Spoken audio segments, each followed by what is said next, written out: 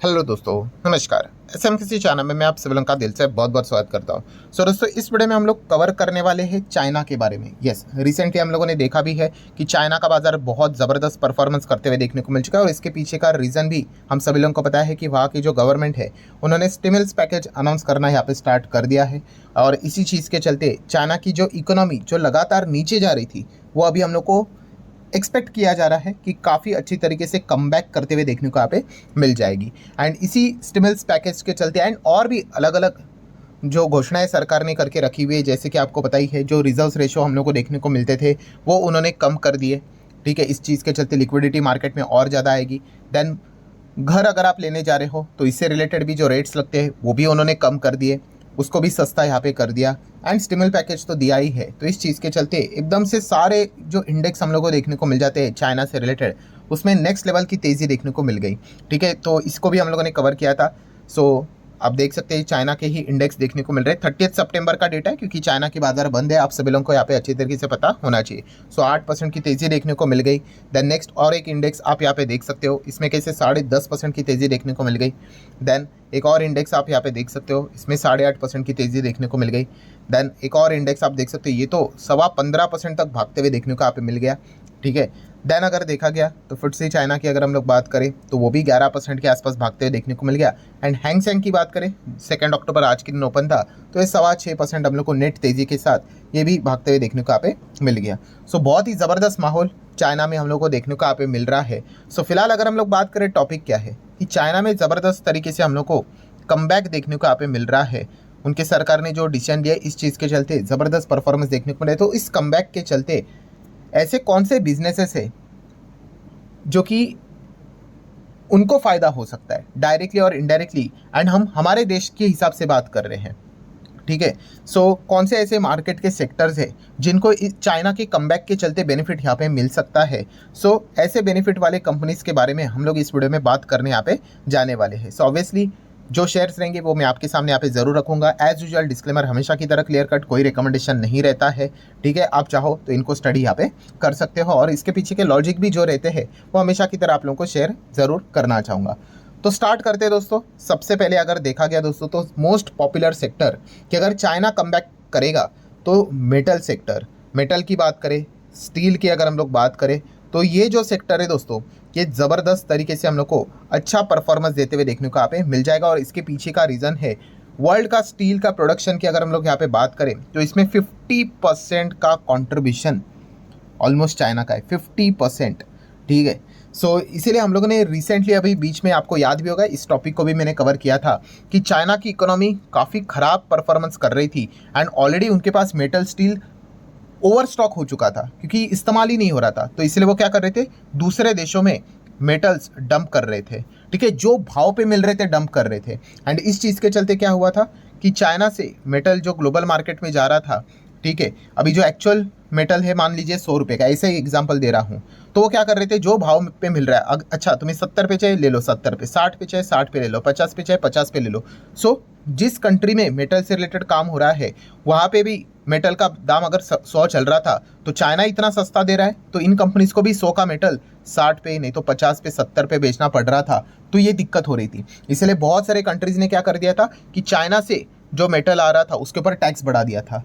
इतना टैक्स बढ़ा दिया कि उनके डोमेस्टिक लेवल पे जितना मेटल चल रहा है उसी के आसपास उन्होंने रेट्स ला के रख दिए। और हमारे देश की भी बात करें तो बड़े बड़े उद्योगपति ने जो स्टील से रिलेटेड, मेटल से रिलेटेड कारोबार करते हैं, सरकार से रिक्वेस्ट की थी, फाइनेंस मिनिस्ट्री से रिक्वेस्ट की थी कि कुछ भी करके जो मेटल जो बाहर से आ रहा है उसके ऊपर यहाँ पे टैक्स बढ़ा दो, तभी जाके हम कह सकते हैं कि हमारी स्टील इंडस्ट्री यहाँ पे अच्छे तरीके से सर्वाइव कर पाएगी, वरना चाइना के ओर से जो ये डंपिंग चल रहा है ये मेटल इंडस्ट्री को तबाह कर देगा।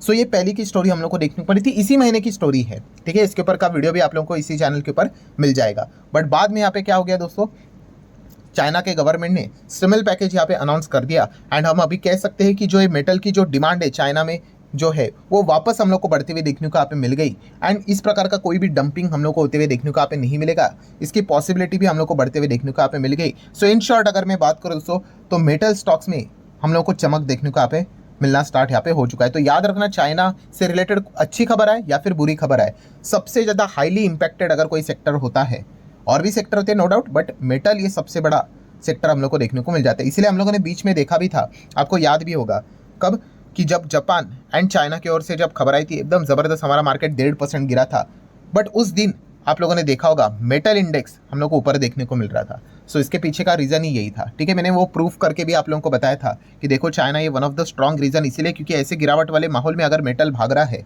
ठीक है, तो ये चीज़ें प्रूव होती है कि जो गिरावट थी वो इसी न्यूज़ के चलते हम लोग को देखने को यहाँ पे मिल रही थी। सो कौन से स्टॉक्स को आप स्टडी कर सकते हो, तो JSW स्टील जैसे कंपनी को आप स्टडी कर सकते हो, रिकमेंडेशन कोई नहीं रहता है, आपको पता ही है। सो ये कंपनी काफ़ी बड़ी है, 2.5 लाख करोड़ का मार्केट कैप है, रेप्यूटेड कंपनी JSW ग्रुप से बिलोंग करती है।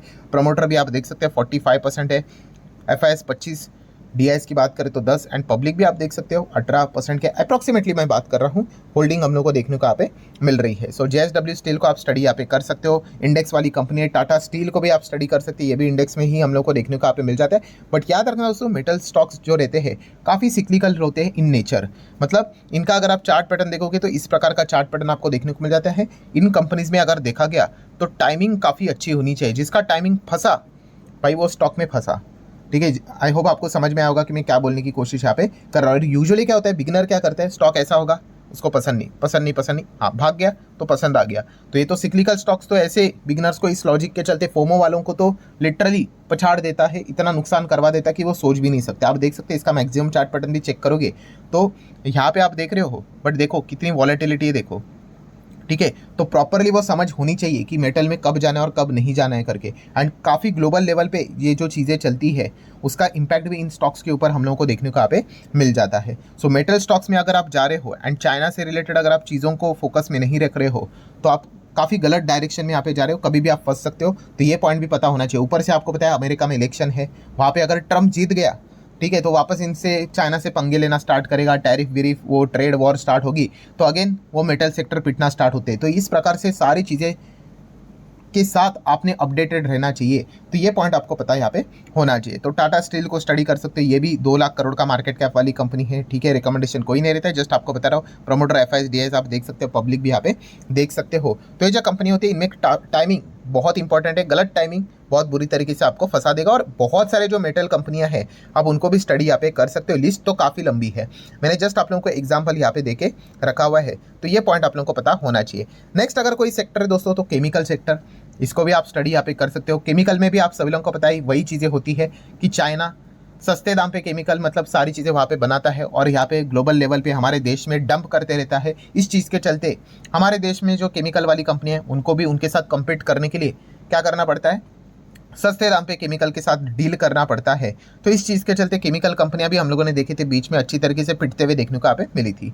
सो डेफिनेटली अगर चाइना कमबैक करेगा तो हमारे देश में जो केमिकल कंपनियां हैं, ठीक है, उनके लिए भी काफ़ी अच्छा माहौल बनते हुए देखने को यहाँ पे मिल जाएगा, उनको भी अच्छा भाव मिलते हुए देखने को यहाँ पे मिल जाएगा। तो इसलिए आप केमिकल कंपनियां भी देख सकते हो कि जब अच्छी खबर चाइना की ओर से देखने को मिल जाती है, सो केमिकल कंपनीज में भी हम लोग को एक थोड़ा अच्छा प्रदर्शन देखने को मिल जाता है। हालांकि हर कोई केमिकल कंपनी ऐसा नहीं है कि वो भागेगी ही करके, वो यहाँ पे स्टडी करना पड़ेगा कि कौन सी कंपनी केमिकल से रिलेटेड, चाइना से रिलेटेड हम लोग को ज़्यादा प्रभावित होते हुए देखने को यहाँ पे मिल जाती है। सो केमिकल कंपनियां आप अपने रडार के ऊपर जरूर सेट करके यहाँ पे चल सकते हो। आगे बढ़ेंगे दोस्तों तो pharma industry, yes pharma industry भी आपको पता है चाइना और हमारा फार्मा से रिलेटेड बहुत बड़ा रिश्ता देखने को मिल जाता है। खास करके APIs की अगर हम लोग बात करें तो इस कॉन्टेक्स्ट में अगर देखा गया तो फार्मा वाली जो कंपनियां हैं उनको आप ज़रूर स्टडी यहाँ पे कर सकते हो, ठीक है। जैसे मैंने बोला कि API से जुड़ी हुई जो बिजनेस करने वाली कंपनी है उनके ऊपर थोड़ा ज़्यादा फोकस रखोगे तो और बेटर ऑप्शन आप लोगों को देखने को यहाँ पे मिल जाएगा। सो कुल मिला के अगर हम लोग यहाँ पे बात करें दोस्तों तो ये जो मेजर सेक्टर जो थे, बिजनेसेस थे, वो मैंने आप लोगों के सामने रख दी। देन कुछ स्टॉक स्पेसिफिक एक्शंस भी आपको देखने को मिल सकते हैं, जैसे कि एक वन ऑफ द एग्जांपल देना चाहूँगा Jaguar and land rover. JLR की बात करें आप सभी लोगों को पता ही है, तो चाइना ये काफ़ी बड़ा मार्केट है JLR से रिलेटेड। एंड JLR फिलहाल तो किसके कंट्रोल में है आप सभी लोगों को पता है, इनकी पेरेंट कंपनी अभी टाटा मोटर हम लोग को देखने को यहाँ पे मिल चुकी है। तो इस चीज़ के चलते आप चाहो तो टाटा मोटर जैसे कंपनीज को भी अपने रडार के ऊपर सेट करके यहाँ पे चल सकते हो। सो कंक्लूजन क्या है दोस्तों, जैसे अभी आप लोगों को बताया कि चाइना में अभी ज़बरदस्त बुल रन देखने को मिल गया, वापसी अगर देखने को यहाँ पे मिल गई